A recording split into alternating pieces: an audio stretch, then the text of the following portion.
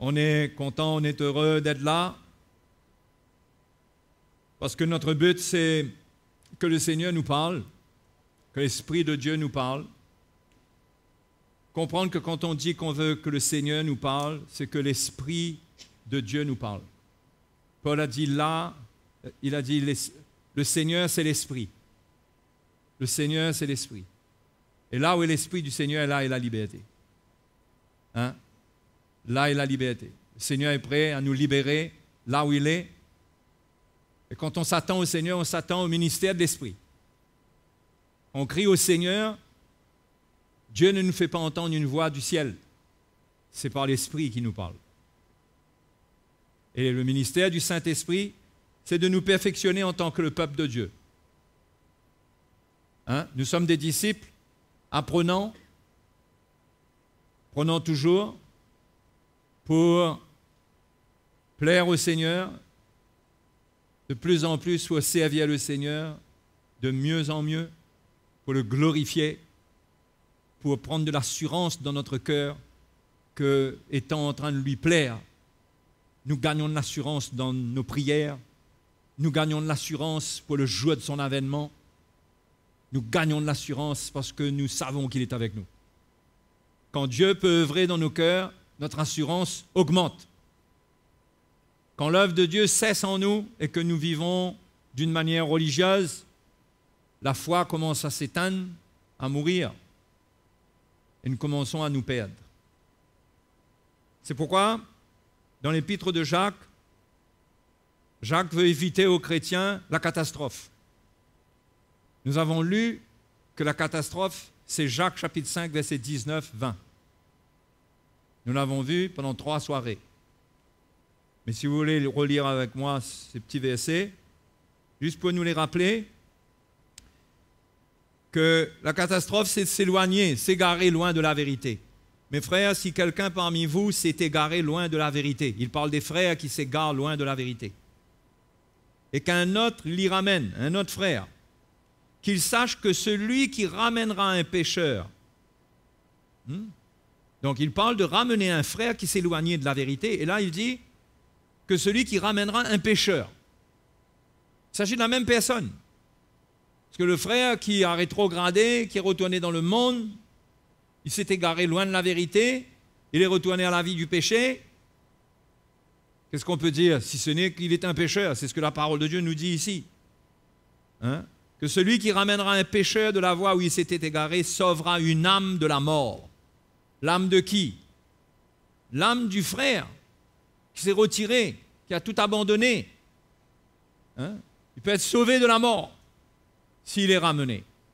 Et le message de Jacques, finalement, quand on regarde, c'est de nous éviter, à nous les chrétiens, d'arriver à ce stade d'égarement, parce que l'égarement conduit à la perdition. Hein? Je ne suis pas, jusqu'à preuve du contraire, partisan de ceux qui croient que le salut s'est gagné d'une manière inconditionnelle. Il y a trop de versets dans la parole de Dieu pour nous prouver le contraire. Et je crois que le chrétien, il doit travailler à son salut avec crainte et tremblement. S'il ne travaille pas à son salut avec crainte et tremblement, c'est parce qu'il ne réalise pas qu'il ne peut pas, qu'il pourrait se perdre encore. Et souvent, parce que le chrétien pense que tout est acquis, il ne travaille pas à son salut avec crainte et tremblement, puisque qu'est-ce qu'il a à craindre? Il n'y a rien à craindre. Tout est gagné. Ce n'est pas ce que la parole de Dieu nous enseigne. Donc, l'épître de Jacques, c'est une lettre pour sonner de la trompette, pour enseigner aux chrétiens qu'est-ce qui peut les amener à là. Qu'est-ce qui peut les amener à s'égarer loin de la vérité? Et comme Pierre, Jacques parle de se soumettre à Dieu. Dimanche, j'ai parlé de cela. Pour ceux qui n'étaient pas là, vous aurez certainement le message en ligne bientôt. Mais au chapitre 4, verset 7, Jacques dit « Soumettez-vous donc à Dieu, résistez au diable. » Hein? Comme Pierre avait dit « Résistez-lui avec une foi ferme, résistez au diable. » Ok? Pourquoi? Parce qu'il est clair que le diable est l'auteur de la perdition. c'est lui qui initie des plans. Il cherche qui il va dévorer, qui il va détruire, qui il va dévorer. OK? Donc, il faut savoir se garder de lui. Il faut savoir se garder de lui. Il faut veiller. Hein? Dans Pierre, il dit, veillez, votre adversaire le diable rôde comme un lion rougissant, cherchant qui il dévorera.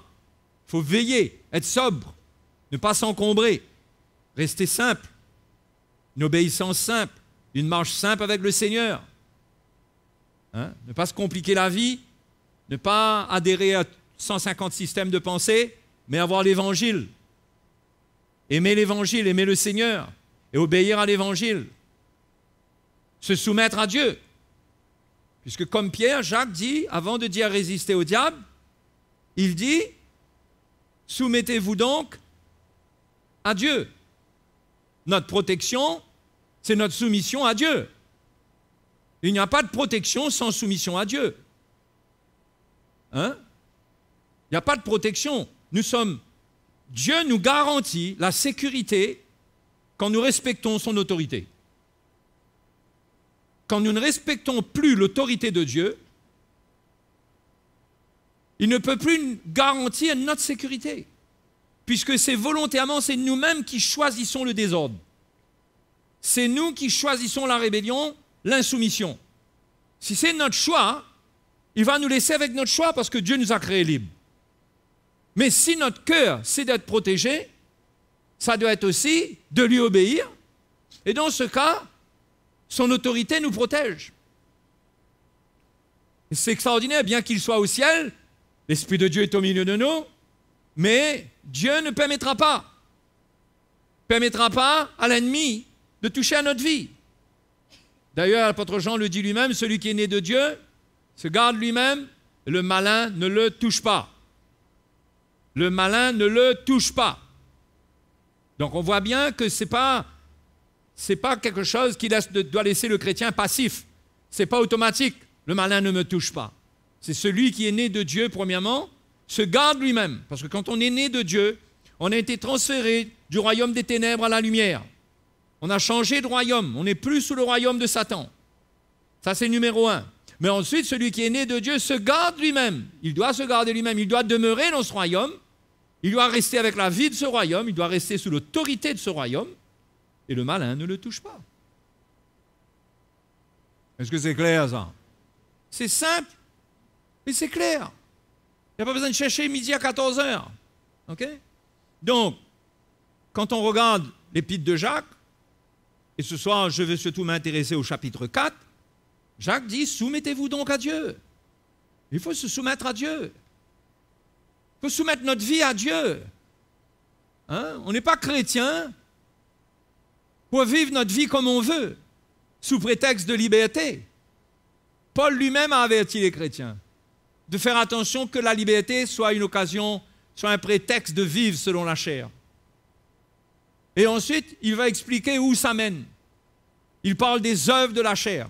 Quand la liberté nous amène à vivre selon la chair, c'est-à-dire à vivre comme le commun des mortels, à retourner à une vie où on n'est pas soumis à Dieu, on fait ce qu'on veut, eh bien les œuvres sont évidentes, il dit. C'est tout le désordre du péché. C'est toutes les querelles, c'est toutes les animosités, c'est les excès, enfin c'est une vie, c'est la vie du péché.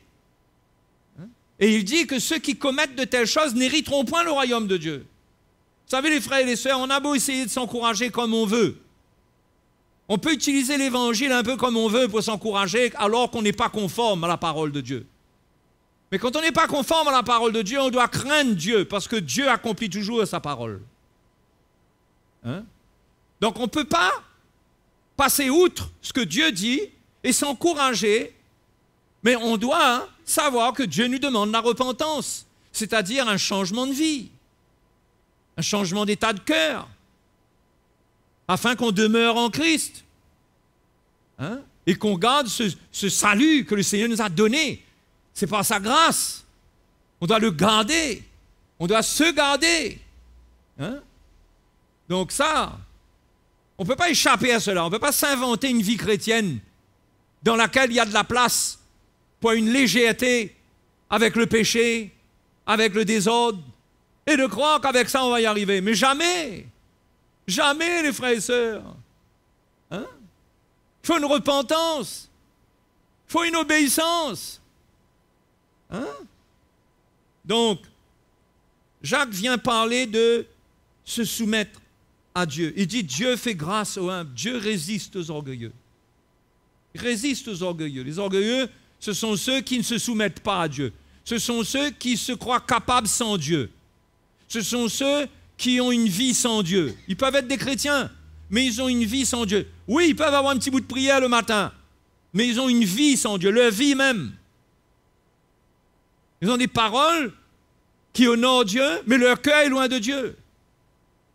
Leur style de vie témoigne, leurs œuvres témoignent qu'ils ne connaissent pas Dieu, hein? Qu'ils ne sont pas en train de persévérer dans l'obéissance. D'accord? Ça, c'est les orgueilleux. Mais Dieu fait grâce aux humbles, il résiste aux orgueilleux. Autant il fait grâce aux humbles, autant il résiste aux orgueilleux. Et autant il résiste aux orgueilleux, autant il fait grâce aux humbles. Avec la même force. Dieu peut nous résister avec autant de puissance qu'il nous fait grâce. Hein? Donc nous devons craindre ce Dieu-là.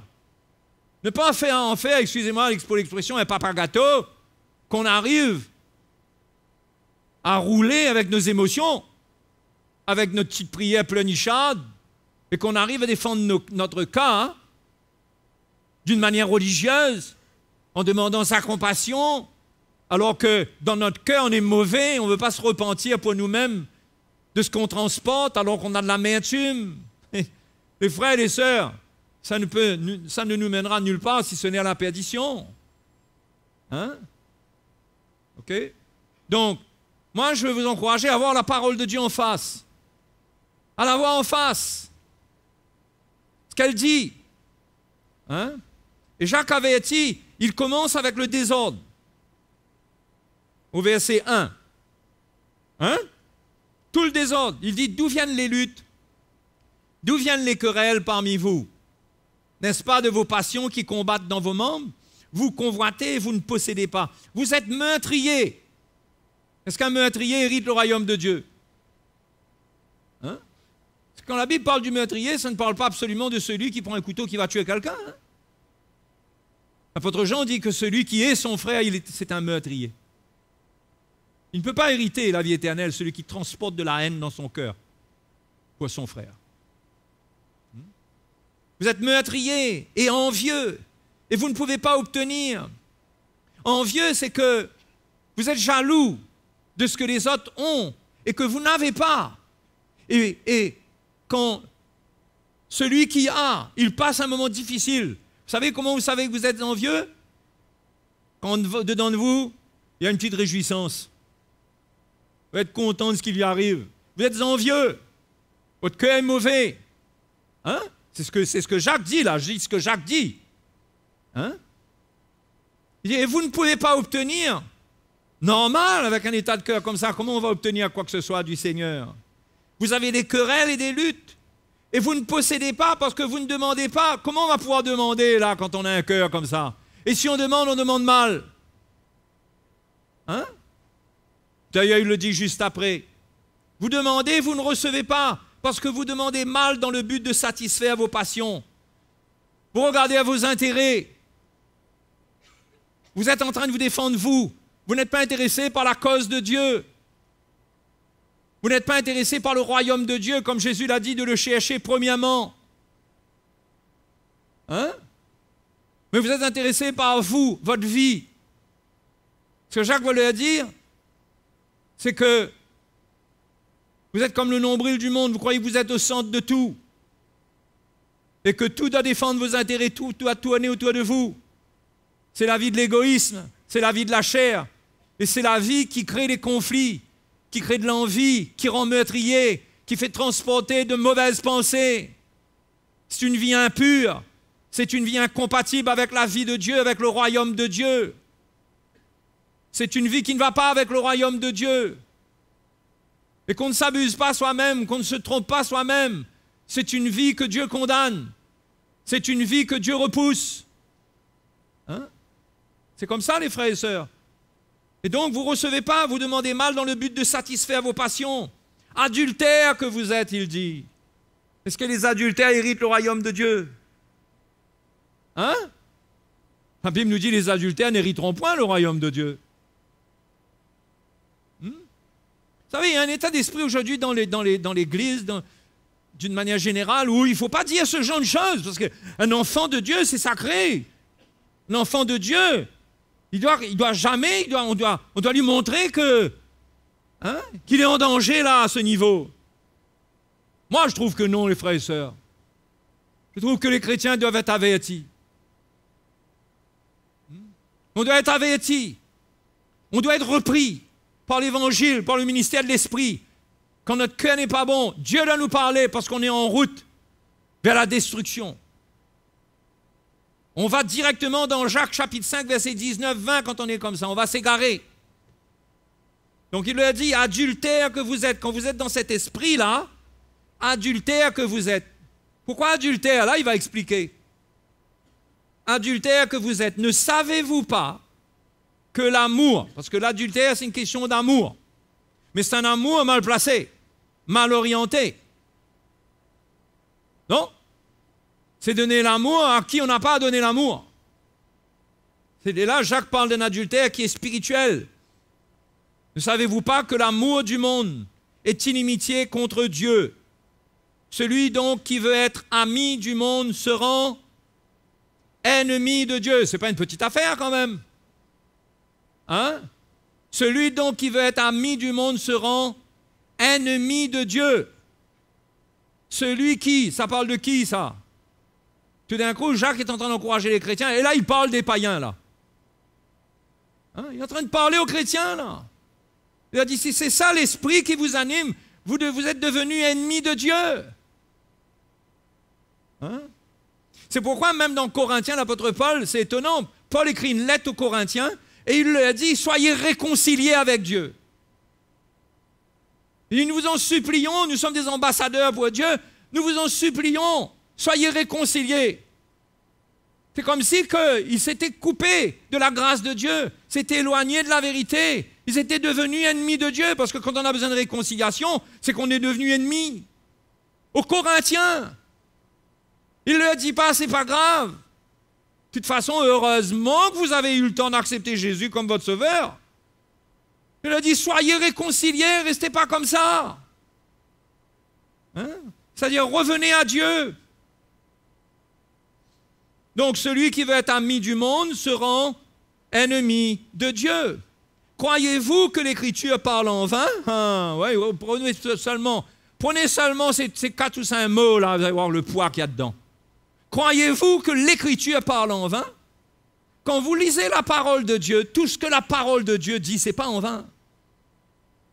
Ce n'est pas en vain. C'est pourquoi chaque parole de Dieu, il ne faut pas essayer de filtrer ça avec un genre de doctrine qu'on a déjà, mais il faut la lire et la regarder comme c'est. Parce que l'Écriture ne parle pas en vain. C'est avec jalousie que Dieu chérit l'Esprit qu'il a fait habiter en nous. Hein? C'est avec jalousie. Là où il y a de l'adultère, il y a de la jalousie. Non? Hein? Là où il y a de l'adultère, il y a de la jalousie. Il y a de l'adultère au détriment de Dieu. Qui est jaloux? Dieu est jaloux. Hein? Quelque part, Paul dit aux Corinthiens, voulons-nous provoquer la jalousie de Dieu? Sommes-nous plus forts que lui? Dieu est jaloux. C'est avec jalousie que Dieu chérit l'esprit. Regardez bien de quoi il s'agit. C'est avec jalousie que Dieu chérit l'esprit qu'il a fait habiter en vous. Hein? Ce qui veut dire que Dieu nous a donné son esprit pour vivre selon son esprit. Ça, c'est le contrat de mariage, si je peux parler comme ça pour rester dans le contexte de ce qu'il dit quand il parle de l'adultère. Il nous a donné son esprit. Nous sommes fiancés à Christ. Nous lui appartenons. Qu'est-ce qu'il a fait, lui? Il est fidèle, il nous donne son esprit, il fait habiter son esprit en nous. Maintenant, qu'est-ce qu'il nous demande? De vivre selon l'esprit qu'il a fait habiter en nous. Et les frères et les sœurs, c'est l'esprit qu'il fait habiter en nous qui nous préparera pour l'avènement du Seigneur. Hein? Mais maintenant, si nous attristons l'esprit qu'il a fait habiter en nous, pour raison d'adultère, nous attristons l'esprit.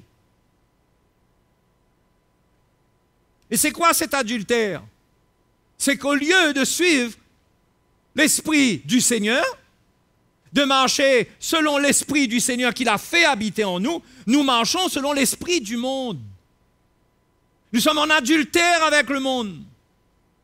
Parce que maintenant, au lieu de donner notre cœur à son esprit, à son ministère, et de chérir ce ministère, et d'être en total accord avec l'esprit de Dieu, nous avons une autre vie avec l'esprit du monde. C'est une vie d'adultère.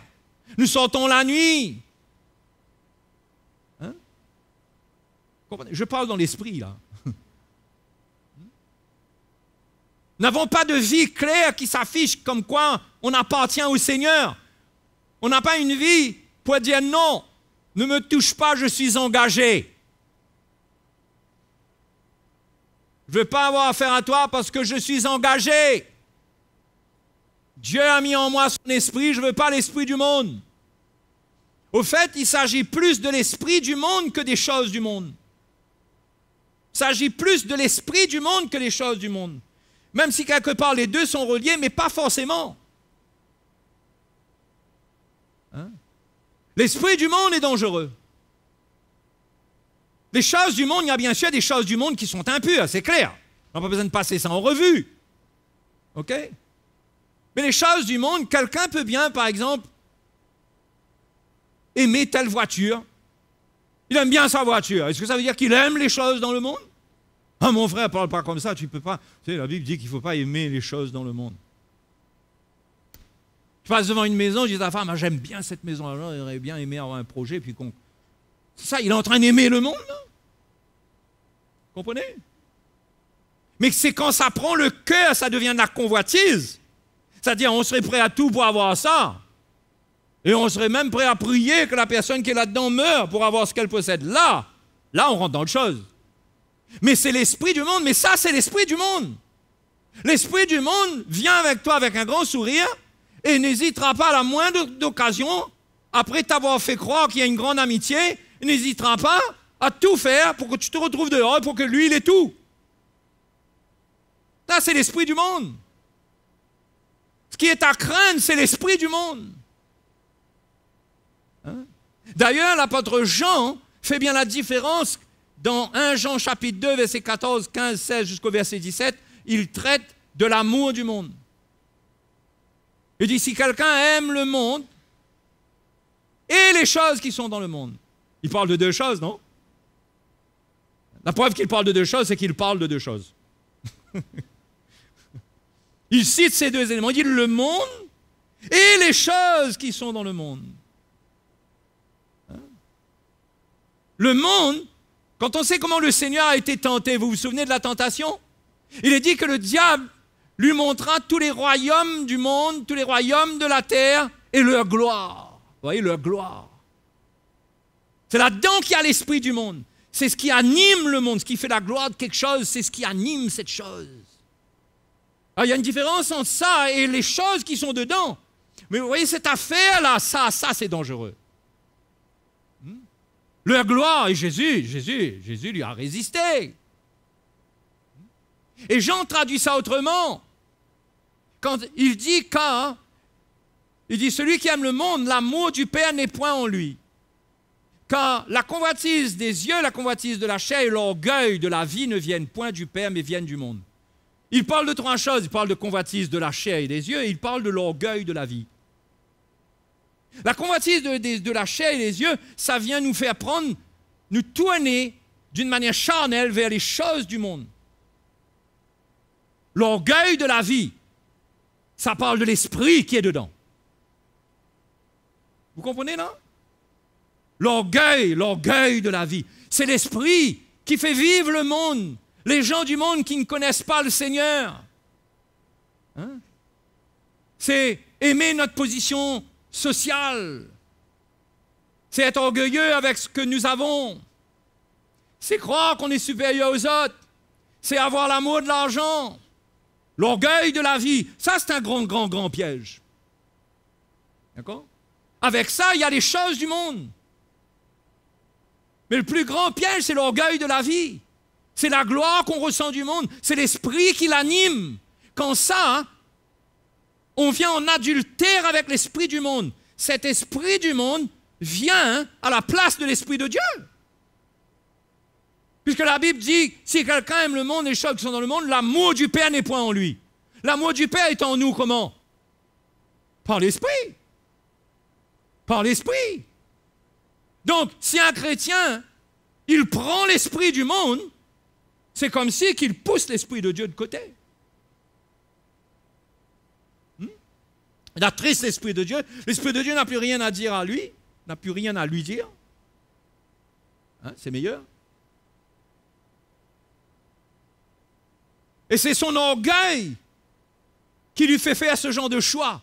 Parce qu'il a commencé à avoir une attitude où il ne se soumet pas à Dieu. Il connaît mieux que le Seigneur. Il est libre. Il peut faire des choix, lui. Et souvent, l'orgueilleux, qu'est-ce qu'il fait? Il fait des choix et il invite Dieu dedans. Vous comprenez? Ah, on va aller par la foi. L'orgueil. C'est l'esprit du monde. Le chrétien doit toujours se soumettre à Dieu. Et là, il parle de ce bazar. Hein?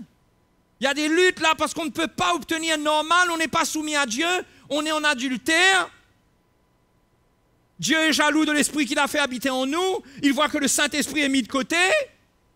Il voit que nous décidons nous-mêmes. Et quand l'Esprit de Dieu nous parle, on pousse l'Esprit de Dieu. On lui fait comprendre que nous, on sait ce qu'on a à faire. Hein? Souvent, l'Esprit de Dieu témoigne à des chrétiens qu'ils ont besoin de se repentir, qu'il faut arrêter sur un certain chemin. Il ne faut pas aller plus loin dans certaines relations. Il faut faire attention à ce que tu vas faire. Et au lieu de réagir comme quelqu'un qui est fiancé au Seigneur, qui a l'esprit du Seigneur de la part de Jésus, et c'est comme ça qu'on dit, oui mon chéri, hein? Je t'aime, je ne veux pas t'abandonner, j'écoute ce que tu as à dire. C'est ça l'amour, non? C'est un peu terre à terre ce que je viens de dire. Mais c'est comme ça, non? Au lieu de ça, c'est OK, on est fiancés, mais écoute, tu ne vas pas me commander, tu ne vas pas me dire ce que j'ai à faire. Ça, c'est l'esprit du monde, ça. Hein? Ça, c'est l'esprit du monde. C'est comme ça que le chrétien peut être animé de l'esprit du monde et être dans un adultère, parce qu'il épouse la sagesse du monde. Et c'est de ça qu'il est question à la fin du chapitre 3. Parce que vous savez, la Bible a été partagée en chapitres et en versets. Mais quand Jacques a écrit, il n'a pas écrit chapitre 3, verset 1 tel, il écrit un morceau. Verset 15, il écrit un bout. Verset 16, il met 16. Non, la Bible a été mise sous forme de versets par la suite. Vous comprenez ça? Vous n'avez pas... Bon, si vous n'étiez pas au courant, je vous tiens au courant. OK? Donc, tout ce qui est écrit ici, le chapitre 4, verset 1, n'est pas séparé de ce qui vient avant. Au contraire, c'est la suite. Et ça montre l'origine du désordre. Verset 13. Lequel d'entre vous est sage et intelligent, qu'il montre ses œuvres par une bonne conduite avec la douceur de la sagesse. La sagesse a de la douceur. Hein? Mais si vous avez dans votre cœur un zèle amer et un esprit de dispute, si en vous il y a de la dispute contre les gens, il y a un zèle amer. Et Jacques dit, ne vous glorifiez pas et ne mentez pas contre la vérité. C'est dangereux de mentir contre la vérité. C'est dangereux de se justifier et de dire, ben non, moi j'ai raison et c'est comme ça et c'est comme ça. C'est dangereux quand on a un zèle amer, quand notre cœur bouillonne et qu'on arrive à justifier ça. On a tort, on est dans les torts. Même si l'autre, il est aussi dans les torts, mais nous, on est dans les torts 100% aussi. Au partage des torts, oui, 100%. Dieu ne justifie jamais la colère de l'homme, comme Jacques l'a dit. La colère de l'homme n'accomplit pas la justice de Dieu. C'est Jacques même qui dit ça. Donc il dit, ne mentez pas contre la vérité, cette sagesse n'est point celle qui vient d'en haut. Elle est terrestre, charnelle et diabolique. Là, on retrouve le diable, là, non? On ne le retrouve pas avec 2 cornes et une grande fourche, là.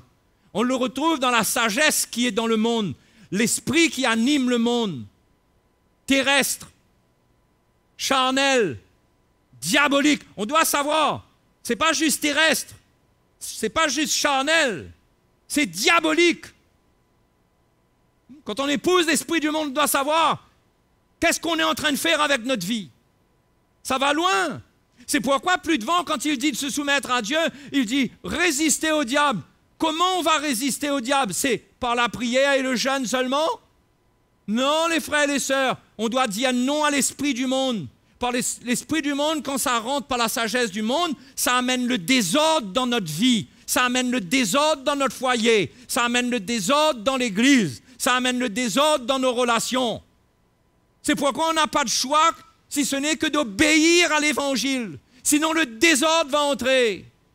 Et quand le désordre aura déjà fait ses catastrophes et ses ravages, là on constatera avec l'âme, mais trop tard.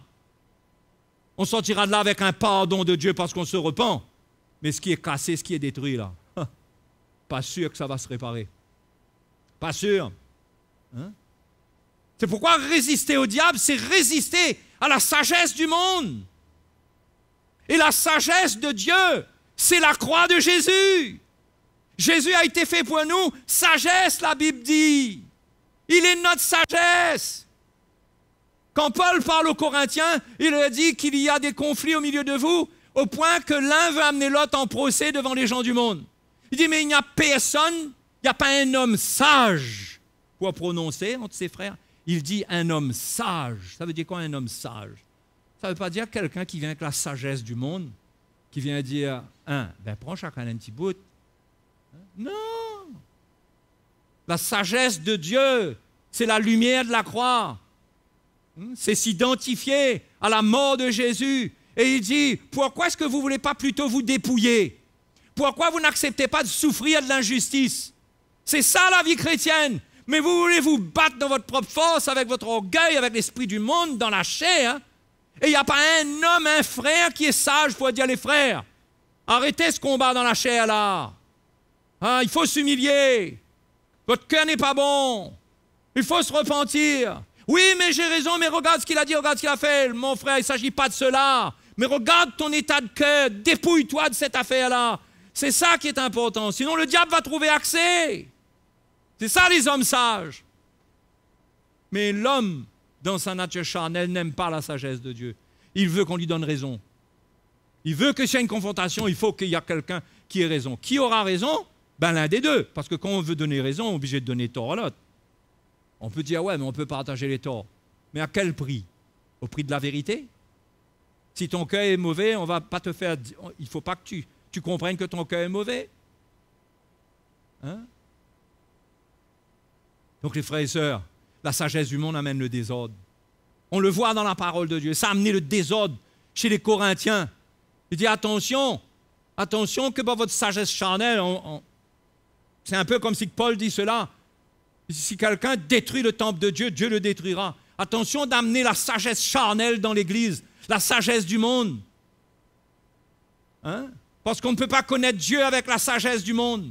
On connaîtra Dieu avec la sagesse de Dieu, celle qui est révélée par Jésus-Christ, celle qui nous dit « Repens-toi, humilie-toi, dépouille-toi, souffle l'injustice, endure l'injustice. » C'est ça la sagesse de Dieu. La sagesse de la croix, c'est ce que Jésus a fait lui-même. Il a enduré l'injustice. Ce n'est pas répondre œil pour œil, dent pour dent.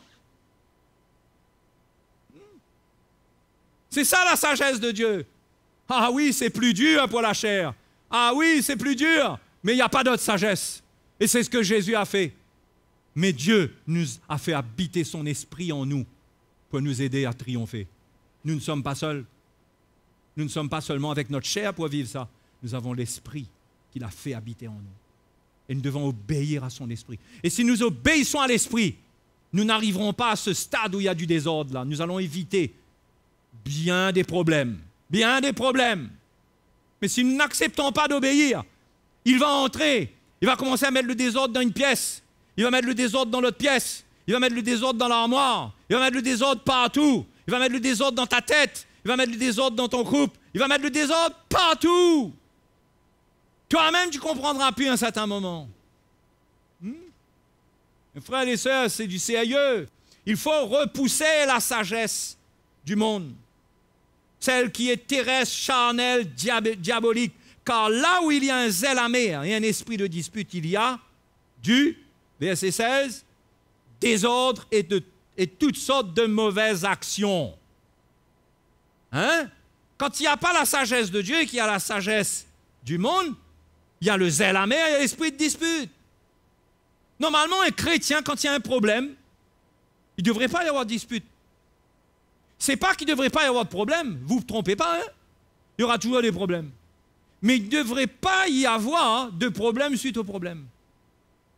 Il y a des problèmes, mais il y a un esprit conciliant, il y a la sagesse d'en haut qui doit éteindre les flammes de la chair, la colère et tout ça, qui doit éteindre tout ça. Un vrai chrétien, ça ne va pas trop loin. Les conflits ne vont pas trop loin. Parce qu'il a une chair dont il se dépouille qui n'alimente pas le feu. Ça n'alimente pas le feu. Mais dans les œuvres de la chair, il y a la médisance, il y a toutes ces choses, il y a les commérages, il y a communiquer entre personnes et on alimente notre feu, on rallume un peu. L'autre, il commence à être un petit peu pas trop mal, là, on rallume son feu. Hein? On va encore communiquer quelque chose, on se transmet du venin. Et le désordre se répand, au point que l'Épître aux Hébreux, l'auteur nous dit de faire attention qu'il y ait des rejetons qui sortent de par la racine d'amertume qui est dans quelqu'un. Il dit veillez à ce que nul ne se prive de la grâce de Dieu, se priver de la grâce de Dieu. À ce qu'aucune racine d'amertume ne produisant des rejetons. Réalisez ce que la parole de Dieu dit. Hein? Il infecte plusieurs. Un chrétien, normalement, s'il est né de nouveau, il est prêt à prendre sa croix pour faire la paix. Il fait la paix. Il ne reste pas dans le désordre. Il ne reste pas dans les conflits. Il ne donne pas accès au diable. Il s'humilie. Il accepte même de perdre. Si lui, il comprend mieux que l'autre, il doit être prêt à perdre même si l'autre ne perd pas. Si tu prétends être meilleur que l'autre, tu es prêt à descendre plus bas que l'autre pour gagner l'autre. Un chrétien, c'est ça. Ce n'est pas quelqu'un qui entretient des conflits avec les gens. Ça peut être des gens du monde, ça peut être dans l'église. Hein? C'est qu'on a vu ça. Hein? La sagesse d'en haut. Regardez la sagesse d'en haut. Magnifique, la sagesse d'en haut. Premièrement, pure. Ça part d'un cœur pur. Elle est pure. Elle est pure. Elle n'a pas de désintérêt. Elle n'a pas, même pas pour soi-même. Elle est pure. Vous savez, la sagesse, pour qu'elle soit pure, il faut qu'elle défende la vérité et la justice. Sinon, elle n'est pas pure. La sagesse d'en haut est premièrement pure. Ensuite, pacifique. C'est-à-dire, ce qu'elle exprime s'exprime dans la paix. Ne déclenche pas la guerre, mais va à la recherche de la paix. Elle est pacifique. Quand on dit pacifique, c'est quelqu'un qui cherche la paix, non? Ça, c'est la sagesse d'en haut. Elle est pacifique. Elle est modérée. Elle ne va pas dire n'importe quoi. Elle ne va pas se laisser aller à dire tout ce qu'elle pense. Ça, c'est la sagesse du monde, ça. L'esprit du monde est comme ça. Vous vous asseyez avec des gens qui ne connaissent pas le Seigneur. Normalement, c'est avec les gens qui ne connaissent pas le Seigneur. Malheureusement, ça se passe avec des chrétiens. Mais quand vous vous asseyez avec des gens du monde qui ne connaissent pas le Seigneur et qui ont un problème, vous allez entendre de tout. De tout. Et c'est tellement fort que vous-même, vous auriez du mal à ne pas rentrer dedans, si vous ne veillez pas sur vous. Tellement c'est une spirale là de conversation, de jugement, de... Modéré, modère mon frère. Conciliante. Celui qui est conciliant, il est toujours à la recherche du petit morceau qui permet à deux cœurs de se retrouver ensemble. Quelque part, il y a toujours... Sitôt il y a quelque chose, il y a une parole, il y a quelque chose là qui peut permettre que tu exprimes quelque chose pour qu'il y ait la paix. Quand tu es conciliant, tu saisis l'occasion. Comprends? Quand tu es conciliant, tu cherches l'occasion, tu saisis l'occasion. Les gens qui ont la sagesse du monde ne sont pas intéressés avec ça. Ils ne veulent surtout pas la conciliation, ils veulent finir avec l'autre. Elle est pleine de miséricorde et de bons fruits. Pleine de miséricorde. La miséricorde ne juge pas. Jacques chapitre 2 dit que celui qui est miséricordieux, c'est comme quand Jésus dit « les miséricordieux obtiendront miséricorde ». Jacques dit que la miséricorde triomphe du jugement. Triomphe du jugement. Il dit « parlez et agissez comme devant être jugés par une loi de liberté. Faites attention que ce que vous dites va se retourner contre vous. » Si vous établissez votre loi que vous établissez va se retourner contre vous. Mais dans le moment où on manifeste ces choses, on ne voit pas, nous. On ne voit pas qu'on va être concernés nous-mêmes, mais ça revient contre nous. Donc, il faut de la miséricorde et de bons fruits. Exemple de duplicité, d'hypocrisie. Il y a de la sincérité dedans, il n'y a pas des coups doubles, il n'y a pas des coups en dessous. Il y a une attitude vraie, mais dans la vérité. On est vrai l'un envers l'autre, pas d'hypocrisie. On met carte sur la table. Il y a quelque chose qui ne va pas, on partage. On est prêt à se repentir.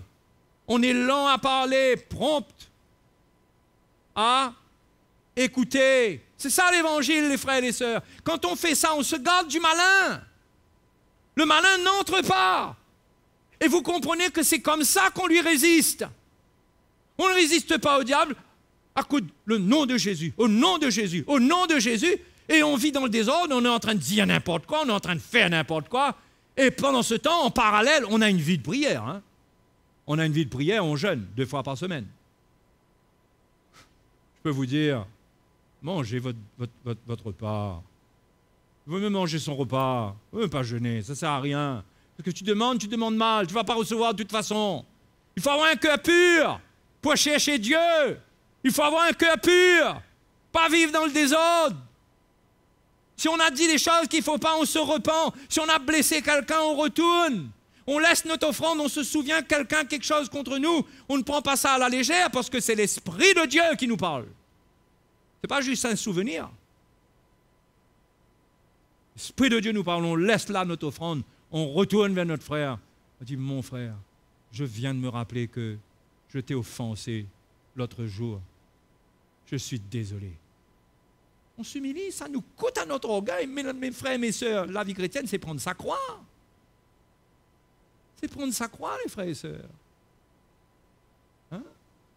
Moi, je vous encourage. Cherchez la vraie vie.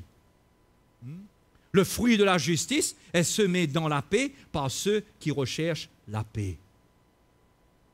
Non? Ceux qui recherchent la paix, le fruit de la justice est semé par ceux. Ceux qui recherchent la paix, ils sèment le fruit de la justice. Vous savez qu'il y a des fruits, quand ça tombe par terre, ça pourrit, ça contient les semences pour donner d'autres arbres, d'autres fruits. Il y a des fruits qui sont comme ça. Le fruit de la justice, ça doit faire une œuvre en nous où on meurt. On meurt à nos mauvaises œuvres, ce qui n'est pas bon. Ça doit tomber là. Ça doit porter de bons fruits après. Ça doit mourir là. Et c'est semé dans la paix par ceux qui recherchent la paix. Ce n'est pas semé par ceux qui recherchent le désordre. Et ce n'est pas semé là où il y a du désordre et des conflits. C'est semé dans la paix par ceux qui recherchent la paix. Et c'est après que Jacques commence, il dit d'où viennent les luttes et d'où viennent les querelles. Ben voilà ce qu'il entre. Voilà d'où. D'où est-ce que ça vient? Ça vient de cette sagesse-là. Cette sagesse qui rend orgueilleux, qui nous fait nous battre dans la chair. Hein? Et vous savez, mes frères et mes sœurs, le péché, vous le laissez entrer, vous ne savez pas comment il va ressortir, s'il va ressortir. Vous ne savez pas comment il va se manifester. Vous savez, le péché, on doit le haïr. Une petite colère peut vous envoyer en prison. Ah, quand même, ah bon? Laisse la colère germer, laisse-la grandir.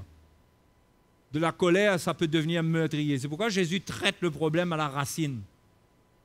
Hein? Il traite à la racine. Il dit, si quelqu'un se met en colère contre son frère, il dit, vous avez appris qu'il a été dit, tu ne tueras point. Mais moi, je vous dis que si quelqu'un se met en colère contre son frère, il est passible du même jugement. Pourquoi? Parce que le péché ne vient pas comme ça. Ça grandit, ça porte son fruit. Hein? C'est pourquoi il faut travailler à son salut avec crainte et tremblement. Quand on a la colère en nous, on a des choses mauvaises en nous, là, on doit se repentir, on doit se dégager de ça. Vous comprenez, les frères et sœurs? On doit se dégager de cette affaire-là. On ne doit pas jouer avec ça et faire comme si rien n'était. Hein? Il y a une dispute avec ma femme, je fais comme si rien n'était. Elle est blessée, il y a une frustration, on fait comme si rien n'était. Tu sais où ça va se terminer, ça? Tu sais ce que le diable est en train de construire en elle, là? Tu es sûr qu'un jour tu rentres chez toi, tu risques de ne pas la trouver? Tu sais que ça peut amener le divorce? Hein? On ne réalise pas. Le péché, il faut le haïr, la moindre petite semence du péché. Il faut haïr pour repousser. Comme Dieu a dit à Caïn, le péché se couche à la porte. Hein? Il porte sur toi ses désirs. Mais le Seigneur a dit, repousse-le. Hein? Domine sur lui. Les frères et les sœurs, il faut dominer sur le péché. Il faut dominer sur le péché, sur les choses qui veulent prendre notre cœur, nos émotions, qui veulent nous bouleverser, nous donner des émotions sales, des expressions sales, de la colère, de l'amertume. Après, ça sort de notre bouche. Ça commence comme ça. Ensuite, ça nous fragilise dans notre corps. Ça nous fragilise, ça nous ouvre. Ça ouvre la porte au diable. Ça commence à nous bouleverser à ce niveau-là. Ensuite, notre chair est ouverte à l'œuvre de l'ennemi, à la tentation. La tentation de l'adultère vient. La tentation concernant nos faiblesses du passé reviennent. Parce qu'on a perdu ce cœur-là. On a perdu la puissance de l'esprit, la voix de l'esprit. On a dit non.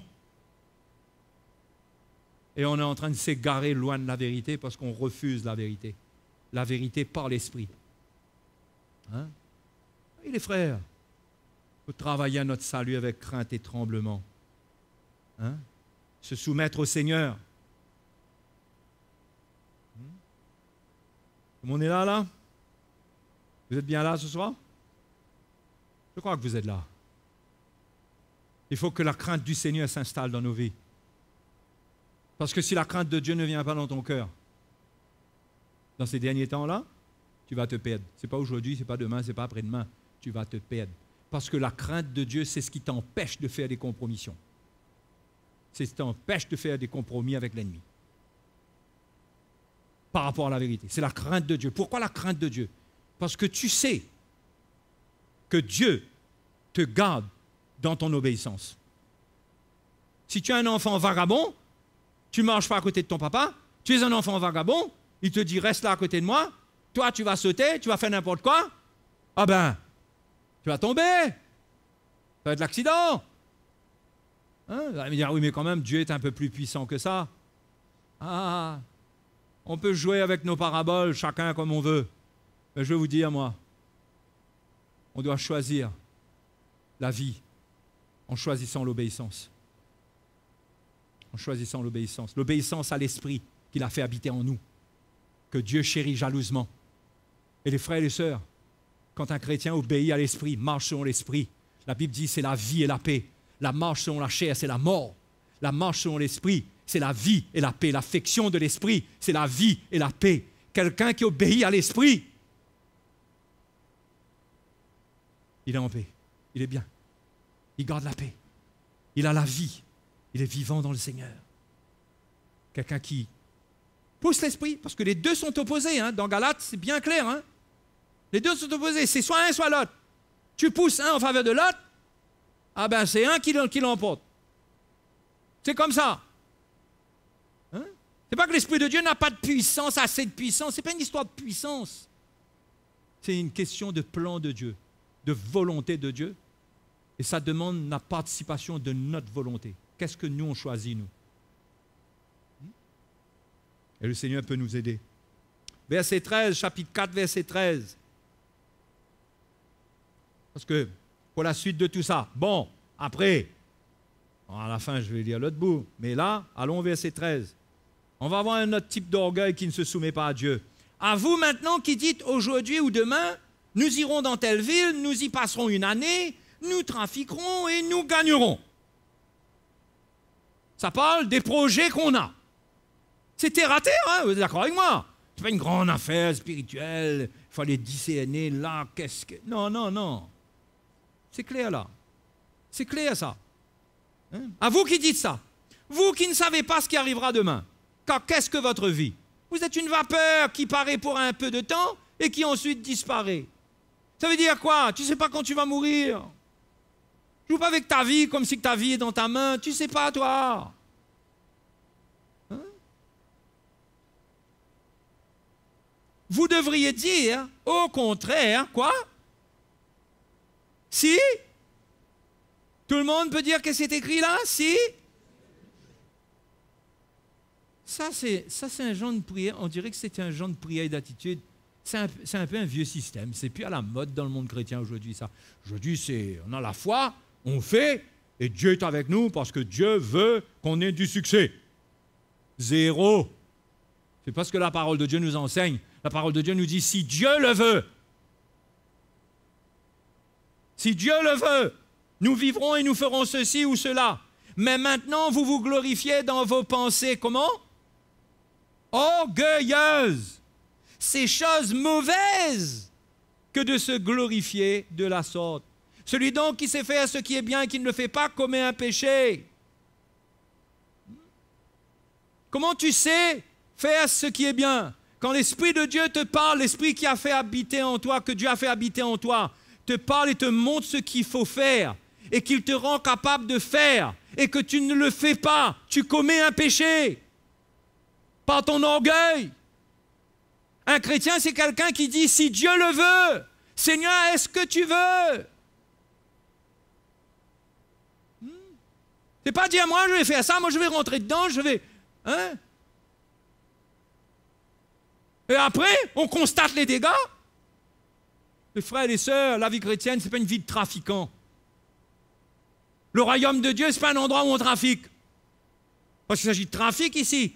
Nous y passerons une année, nous trafiquerons. Et nous gagnerons. Nous gagnerons. Mais qu'est-ce que tu es, toi? Ah ben oui, frère, mais il faut bien gagner sa vie, il faut bien ceci, il faut bien cela.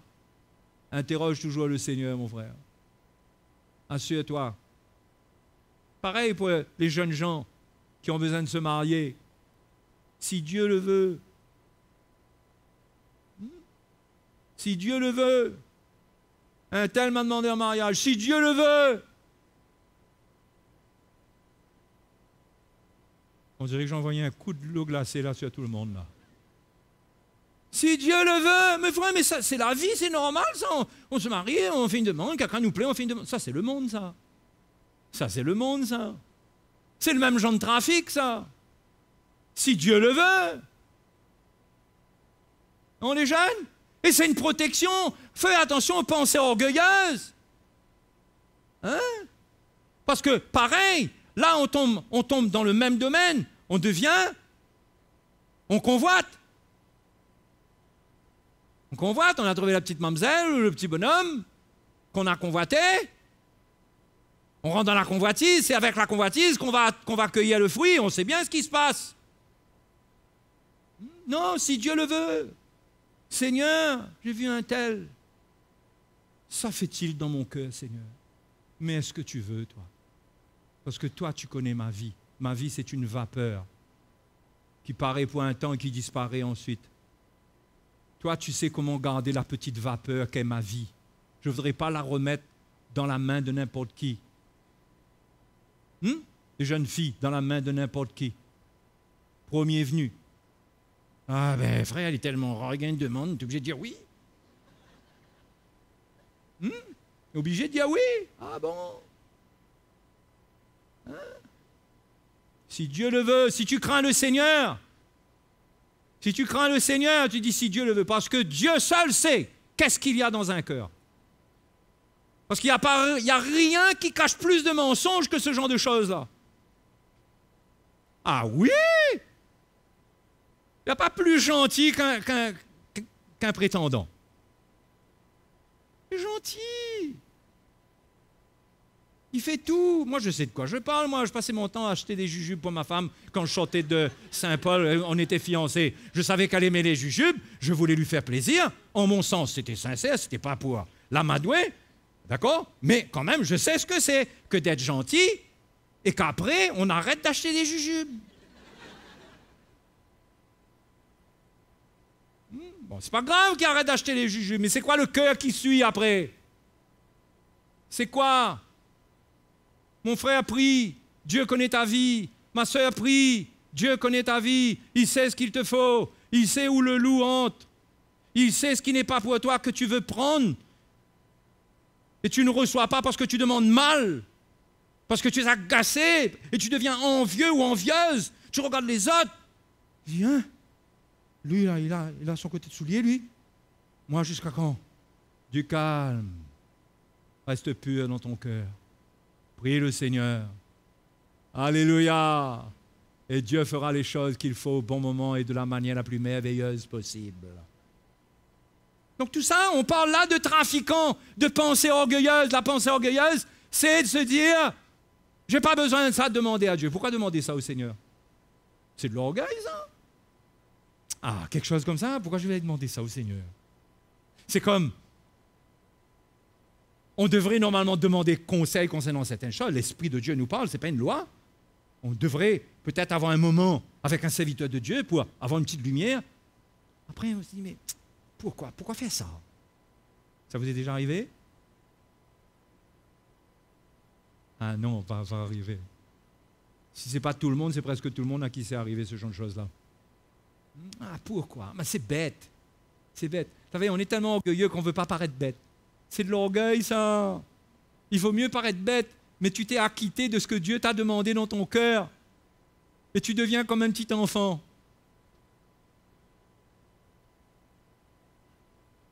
Je ne parle pas de venir nous demander s'il peut marier, s'il ne peut pas marier. Hein. Je ne parle plus de ça, moi, là. Hein.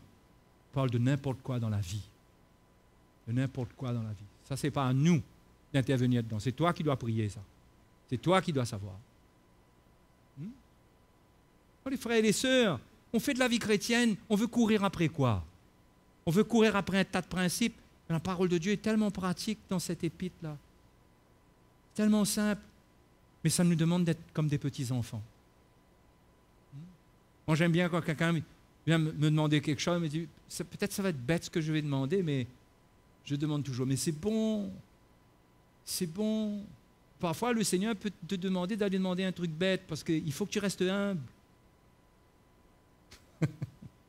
Ben, quoi va dire moi s'il me dit ça? Il vaut mieux clarifier les choses, obéir à l'esprit, et on a la vie et la paix, on est obéissant, on est en train de là de servir le Seigneur, on n'est pas en train de déclencher la jalousie de Dieu. Donc au final, si on n'est pas comme ça, tout ce qu'on est en train de dire, là, qu'est-ce qu'il faut faire? Verset 7, retournons. Il ne faut pas oublier l'Écriture, dit Dieu résiste aux orgueilleux, mais il fait grâce aux humbles. Soumettez-vous donc à Dieu, résistez au diable et il fuira loin de vous. Approchez-vous de Dieu et il s'approchera de vous. Il faut s'approcher de Dieu. Comment? Comme un orgueilleux toujours? Certainement pas, parce que Dieu résiste aux orgueilleux. Approchez-vous de Dieu et il s'approchera de vous. Dieu est toujours là pour nous, vous êtes d'accord?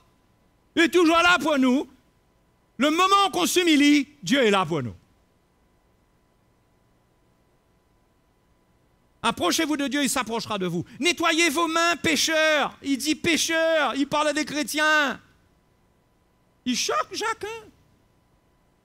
Avec Jacques, c'est des séances d'électrochoc. 2 gros câbles comme ça, branchés avec une grosse batterie. Comme ça. Comme ça. Enfin, les chrétiens ont besoin d'électrochoc.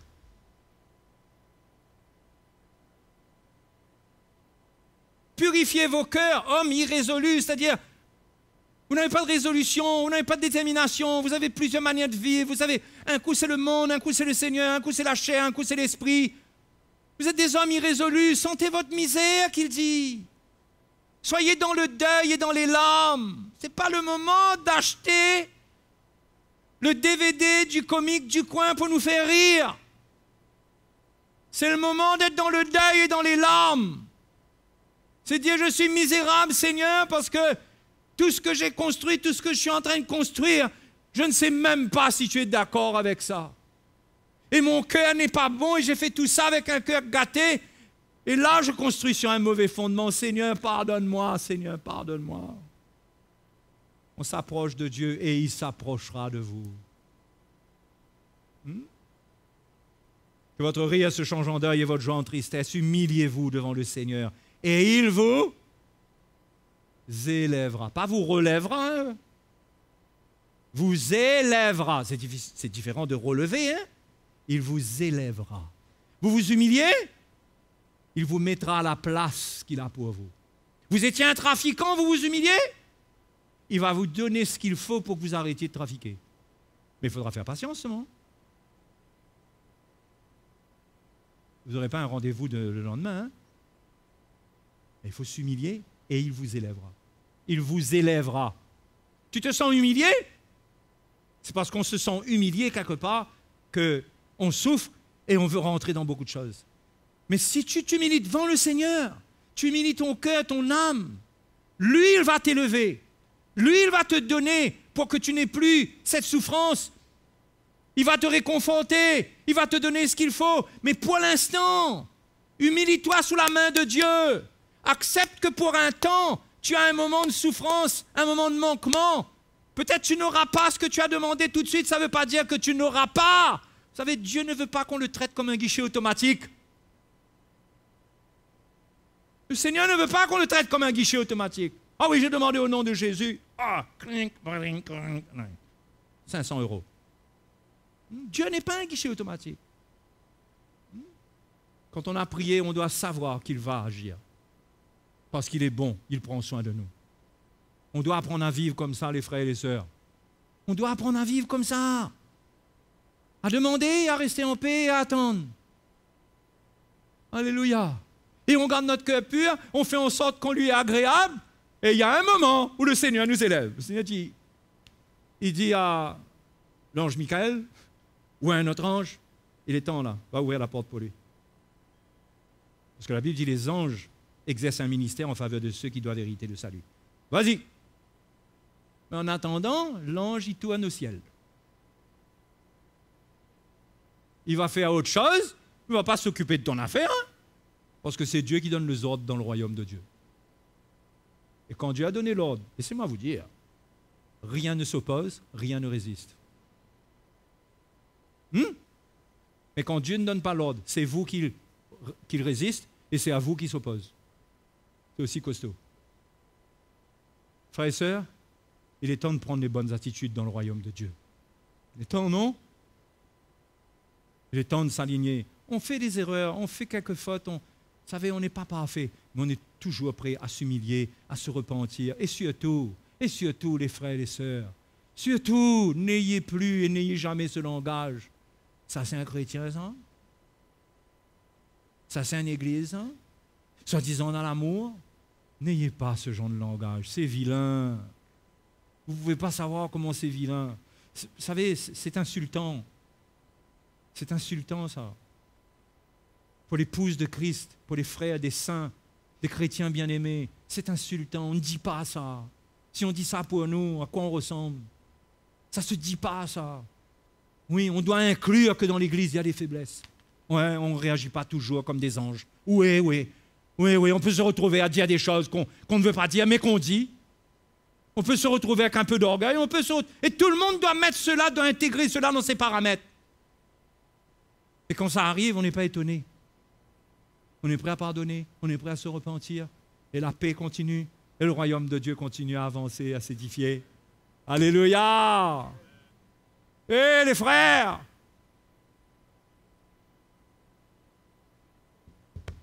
Je ferme le dossier. Hein? Je vous encourage. Vous ne pouvez pas être bien sans ces choses. Courez derrière tous les messages que vous voulez. Vous ne pratiquez pas des choses simples comme ça? Vous n'allez jamais trouver la paix et le bonheur. Jamais. Vous allez tourmenter, vous allez faire des choses. Vous sentez que ça vous mine par ici, ça vous mine par là. Il y a 14 voix qui vous parlent dedans de vous. Votre conscience, quand vous avez poussé l'esprit, il y a votre conscience qui prend le relais un peu, là, même sans le Saint-Esprit. Vous sentez que vous n'êtes pas bien. Il est temps de trouver la paix, mon frère. Il est temps de trouver la paix parce que c'est ce que Dieu veut pour nous. Le royaume de Dieu, c'est quoi le royaume? C'est le manger, le boire? Hein? C'est la justice? La paix? La joie? Comment? Comment? Par le Saint-Esprit. Saint-Esprit. Tu n'obéis pas au Saint-Esprit, il n'y a pas de paix, il n'y a pas de justice, il n'y a pas de joie. C'est par le Saint-Esprit. Donc ce soir, allons prier un petit moment le Seigneur. Allons nous tenir devant lui ensemble. Hein? Les frères et les sœurs, on aimerait, on veut, on travaille à cela. Avoir une maison de paix. Hein? Une Jérusalem. Hein? Une cité de la paix. Non? Une cité de paix. Le monde est troublé dehors. Le monde est fatigué à l'extérieur. Les gens ont besoin de paix. Les gens ont besoin de venir là et savoir qu'il y a là un peuple de paix. Des gens de paix. Quand on va s'asseoir avec eux, ce n'est pas pour entendre qu'il y a des conversations. On ne sent pas un froid, on ne sent pas des tensions. On sent que c'est relâché. Les relations sont... Ouf. On dirait que quand on vient là, dans ces relations avec ces gens-là, on dirait qu'on est dans un gros fauteuil en cuir. On est dedans, on est porté. On est bien. C'est ça la maison de Dieu. Il faut édifier ça. Il faut édifier ça. On veut voir ça, les frères et sœurs, pour que la gloire de Dieu soit au milieu de nous. Hein? Qu'il ne soit plus trouvé des paroles contre X, contre Y. Que ça ne soit pas trouvé. La médisance, les commérages, on parle. Ah, cette langue. Jacques en parle au chapitre 3. Cette langue, hein, qui enflamme le cours de la vie et qui est elle-même enflammée par la géhenne, la Bible dit. Cette langue peut nous entraîner loin. Apprenons à vivre en paix. Hein? Vous allez voir, c'est ça le combat, mes frères et sœurs. Hein? C'est ça le combat.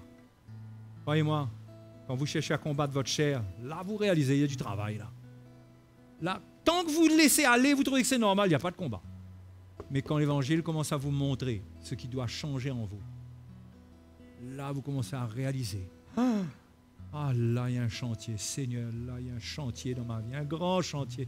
Je croyais que c'était construit. Mais c'est un chantier. Ce soir, nous sommes là, allons nous humilier devant le Seigneur. Il veut nous élever, il veut nous relever, il veut nous guérir. Qu'est-ce que le Seigneur ne veut pas faire pour nous? Mais Dieu résiste aux orgueilleux. Vous résistez ce soir? Dieu vous résiste. Vous vous humiliez? Le Seigneur viendra à votre secours. Il viendra à votre secours.